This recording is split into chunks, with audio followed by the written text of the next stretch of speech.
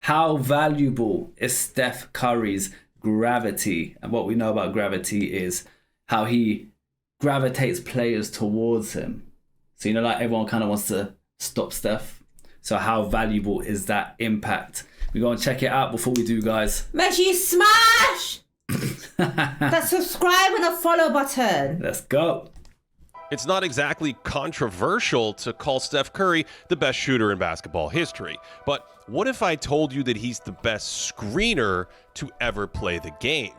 If you're like me, your first thought is, wait, what about all those big men who set bruising picks? Surely a small guard can't match the broad, powerful screens of a great big. You'd think that. Curry's screens aren't effective because they're powerful. They're effective because of his gravity, a force so strong that it's left a completely unprecedented statistical footprint radiating in the background of the game. In the entire history of the league, and probably the sport in general, Wardell Stephen Curry is the king of gravity. I'm saying his full name like that because it's difficult to overstate how far ahead he is when it comes to gravitational warping. Gravity is pulling all the stars in the area towards this spot. When we think of the definitive Curry play, certainly the deep pull-up three comes to mind, or some classic crossover dribble. But I also kind of think it might be Curry's handles is up there. I'm not saying it's as good as Kyrie in terms of handles, but he's up there, man. Yeah. He's definitely in the top. I'm not going to say a percent because then people are like, no, he's not. He's within the top boys, I say that. when he's off ball, goes curling around a screen and brings two defenders with him so his teammates left wide open. This is similar to when defenses send two defenders at him off the pick and roll, only instead of a 4-on-3 behind the play, this double team without the ball often leaves teammates wide open. That's so sick.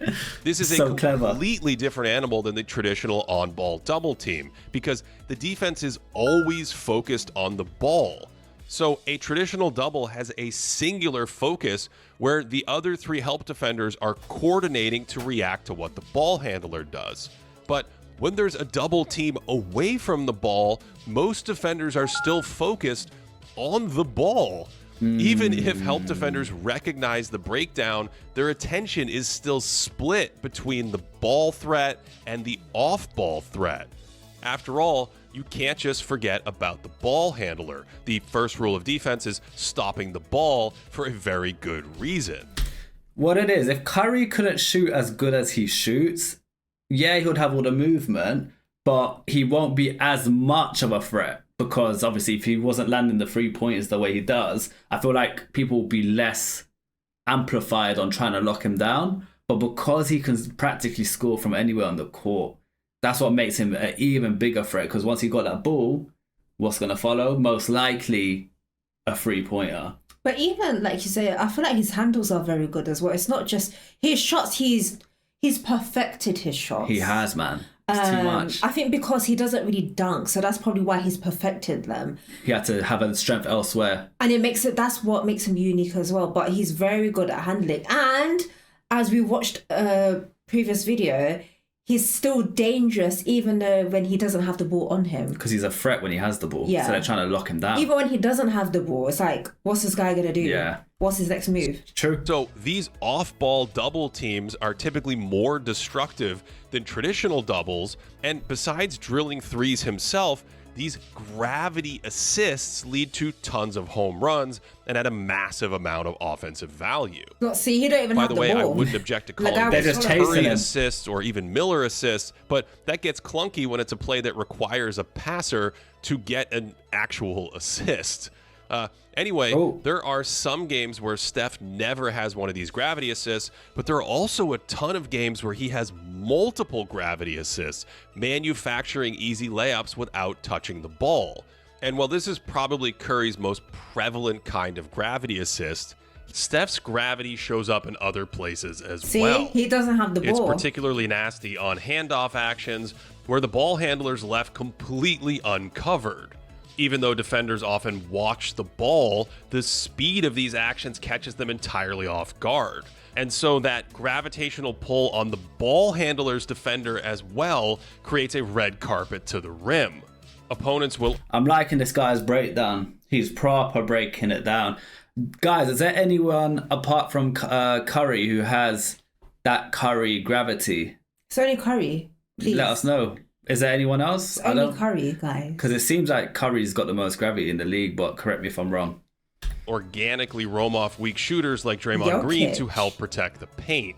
Only that allows him to screen for Steph in a 2-on-1 situation. So most defenders hug up on these screeners to help on Curry's actions, and that leaves 3 people reacting to Steph here, and the lane's a ghost town. Nasty. 3 people Sometimes Curry's chasing him. gravity is really subtle. This is the first play of the 2017 finals. Kevin Love takes 2 steps towards Steph. That leaves him behind the pick and roll action and makes the passing window larger. And as an added boost, Curry's cut occupied weak side defenders along with Klay Thompson's gravity. And I guess Zaza wasn't really in a layup mood. 5 minutes later, it's another Durant pick and roll.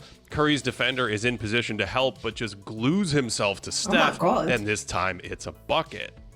So a lot of times he's creating these tiny micro advantages, dragging 2 defenders for just a second, which then gives Durant a closeout to attack. And the help's a little late too, because they're worried about Steph and Klay shooting on the weak side. This is literally death by 1,000 small cuts, opening tiny but valuable windows that wouldn't otherwise exist. Curry moves down to the baseline, making his defender the natural helper here, but he's stuck on Steph, so the big has to come down from the free throw line. Here they push it in transition. Jason Tatum's pulled way out on Curry, and the big is out high to defend those screening actions. And in early offense like this, the weak side defenders typically touch the paint first, and this low man near the baseline is in position to help on any threats. Ooh. But Curry basically kills the idea of a traditional low man. Boston just switches here, and when they switch back, Tatum's staring at Steph and can't offer any help. And maybe more importantly, the big man is lifted because he's worried about these shooting threats. Most defenses want their big man in that low position so he can come over and protect the rim with his size. But with Curry running around, opposing bigs need to help on those screens. Heck, even this defender would normally come over to help, but he's overclocking, worrying about Steph. Curry... It's literally cat and mouse with Curry, even though he don't have the ball. It's actually insane that he has that much. That's what they say. Value. He's even more dangerous when he don't have the ball. Because this is how they got to play. Yeah. They got to play. I swear there was that video of LeBron where someone had the ball, like, open for a 3, and LeBron didn't even give a shit. He ran straight to Curry. Yeah. It was bare funny. Has this effect on all potential help situations. He's being chased, the ball comes right by him, and his man can't even slide 3 feet to stop a layup. Close. And this level of obsessive focus can be even more extreme. Al Horford's chasing him here. Al's in perfect position to help on the primary action, but he's staring at Steph and is just pulled right out of the way. This time, it's Defensive Player of the Year Kawhi Leonard sitting right under the basket, and he's worried about Curry as a layup is happening 3 feet away.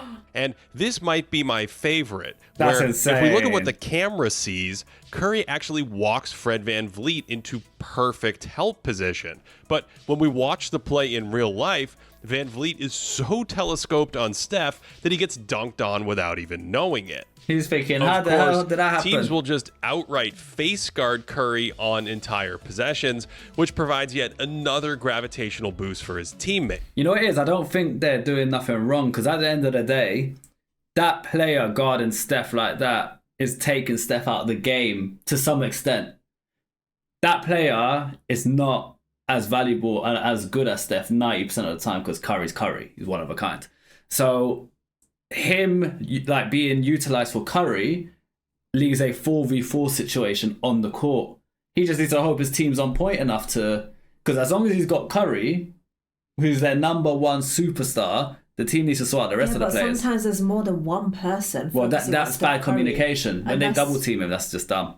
And that's where That's where the fuck up comes. Yeah. And a lot of time they realize they fuck up, then they try to run, but it's too late. Yeah. You see it? They like kind of, but that's bad like communication between their own team. So that's their fault, I guess. I think it's what the coach says as well when they gather them up, isn't it? Someone's saying someone stay on Steph. That's Yeah. it. That's what they're saying.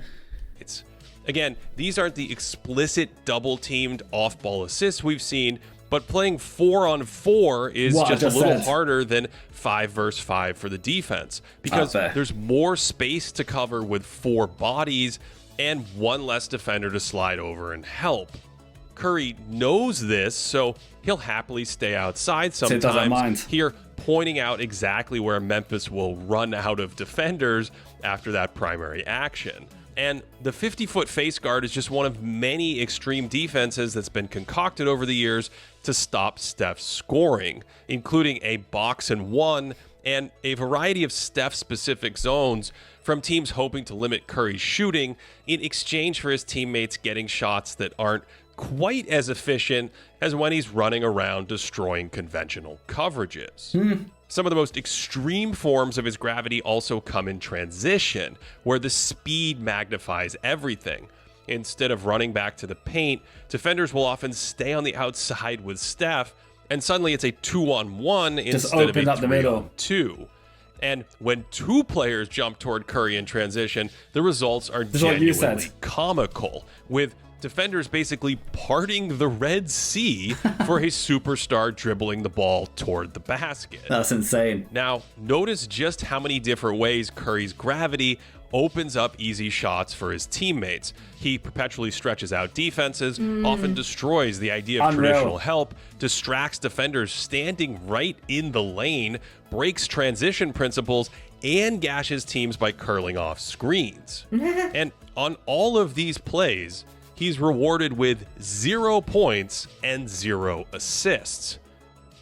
So, just how valuable is all of this gravity? Very valuable. Many statisticians have attempted to create gravity scores to compare how much a player occupies defenders or pulls them away from the hoop, but that still doesn't tell us how much these plays might be worth in the grand scheme of things. You might have noticed that almost every play in this video ends with a layup or a dunk. This is the hallmark of shooting gravity. It pulls defenders away from the basket.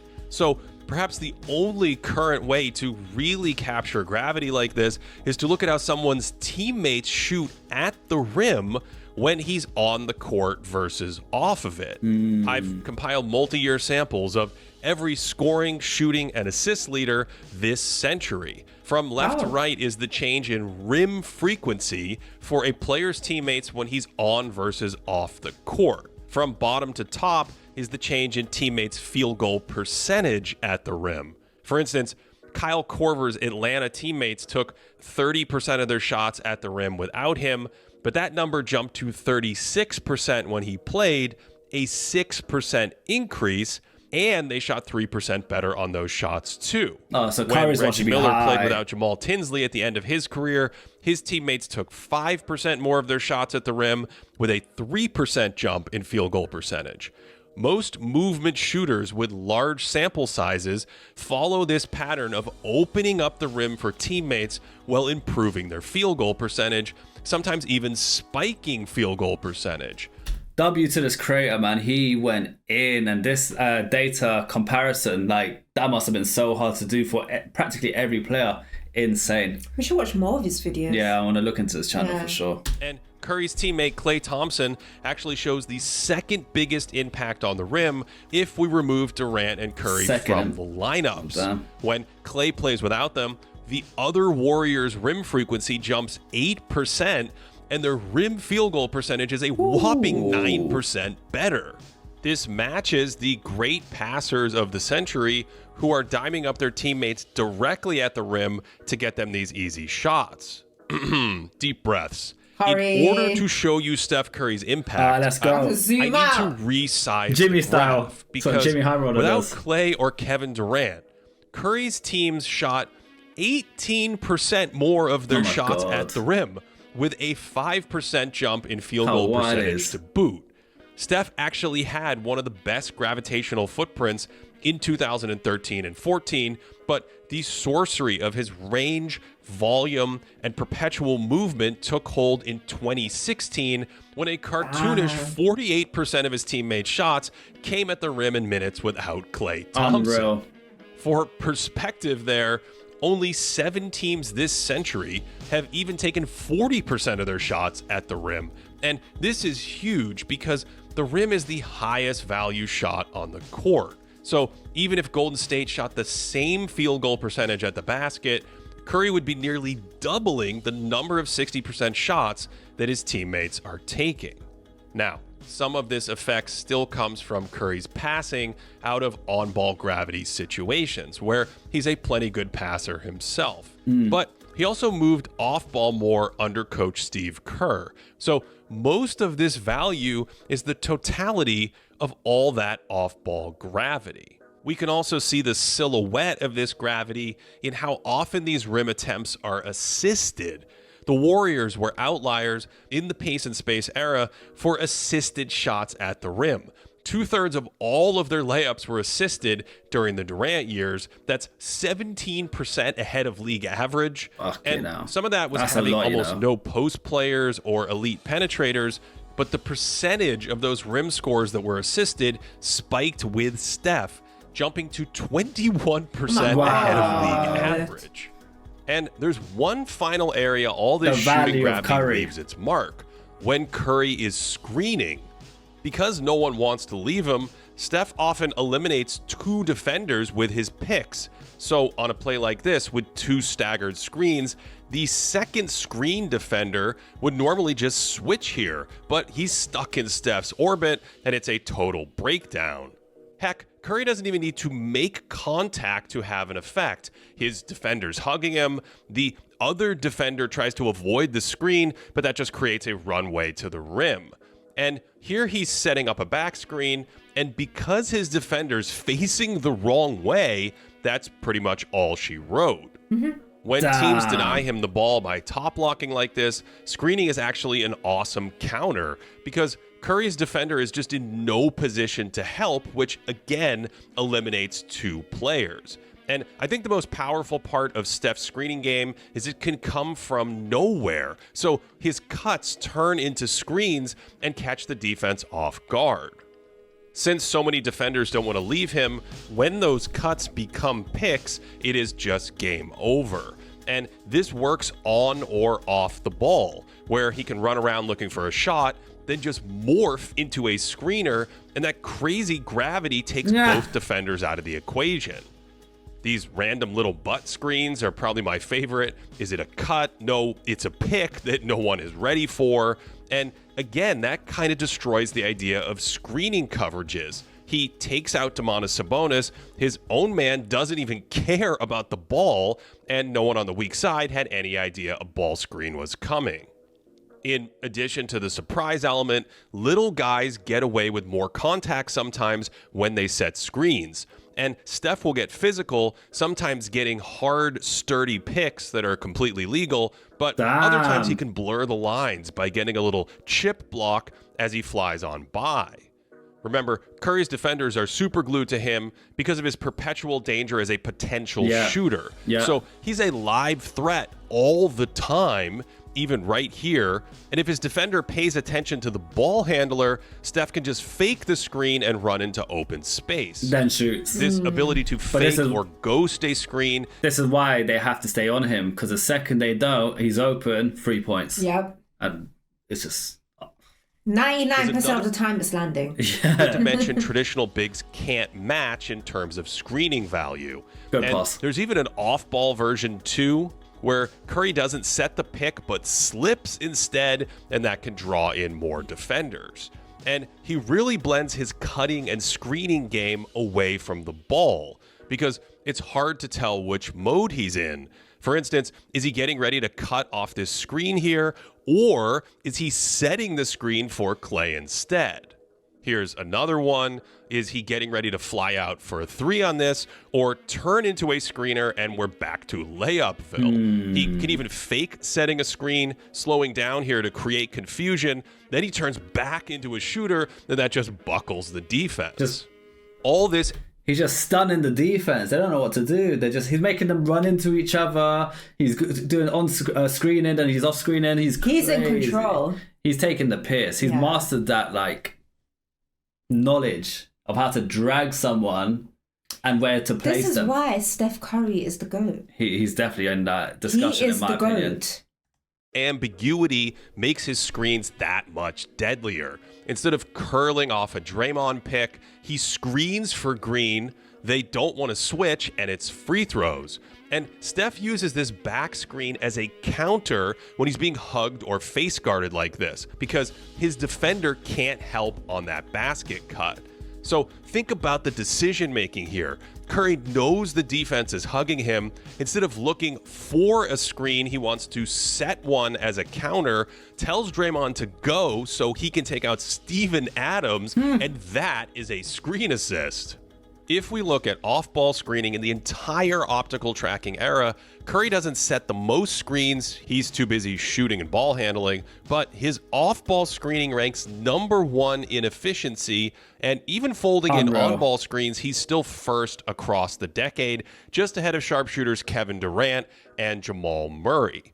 See, the beauty of Curry's gravity is that it combines so many phases of the game: cutting, using screens, and screening himself, with his goal on every possession to activate himself as a threat from anywhere at any time. So, yeah, some big men may accrue more screening value from sending a ton more picks, but Curry may be the most valuable screener per screen in NBA history because his screens are part of his perpetual movement game, and all that gravity might just make him the most powerful offensive force in the history of the sport. Damn. To support this channel, That's why Stephen Curry is the GOAT. Yeah, I said that. Come for me. Yeah?